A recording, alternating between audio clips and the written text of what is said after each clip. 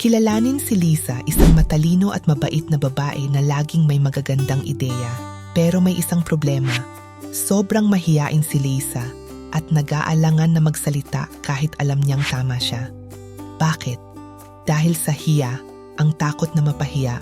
Sa isang pagpupulong ng team, may napakagandang ideya si Liza na makakatipid ng maraming pera para sa kumpanya. Pero sa halip na magsalita, kinakabahan siyang kumakagat sa labi. Pinapalampas ang pagkakataon.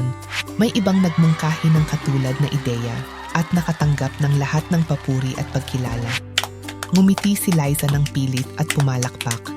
Pero sa loob-loob niya, nararamdaman niya ang halo ng frustration at panghihinayang. Pagkatapos ng pagpupulong, binigyan si Liza ng pep talk ng kanyang matalik na kaibigan na si Tony na laging puno ng enerhiya at kumpiyansa. Sinabi niya, "Ang gaganda ng mga ideya mo, Liza.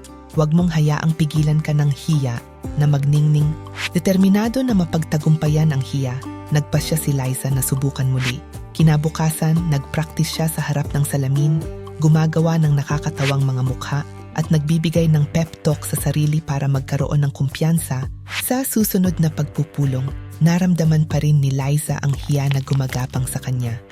Pinagpapawisan ang kanyang mga kamay at bumibilis ang tibok ng kanyang puso. Pero naalala niya ang mga sinabi ni Tony. Huminga siya ng malalim at tumayo.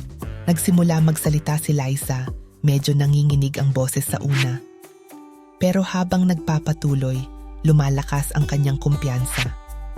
Ipinresenta niya ang kanyang ideya ng malinaw at lahat ay humanga, pati na ang boss. Pinuri ng boss si Liza para sa kanyang brilliant na ideya at inanunsyo na ito ay agad na ipatutupad. Nakaramdam si Liza ng pagka-proud at kaginhawaan. Na-realize na sulit ang pagtagumpayan ng hiya. Para ipagdiwang ang kanyang tagumpay, lumabas si Liza at Tony para mag-ice cream.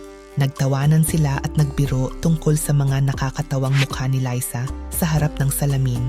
Ini-enjoy ang matamis na lasa ng tagumpay.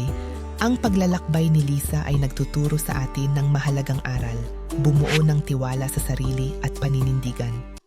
Matutong ipahayag ang iyong mga pangangailangan at opinyon ng may paggalang.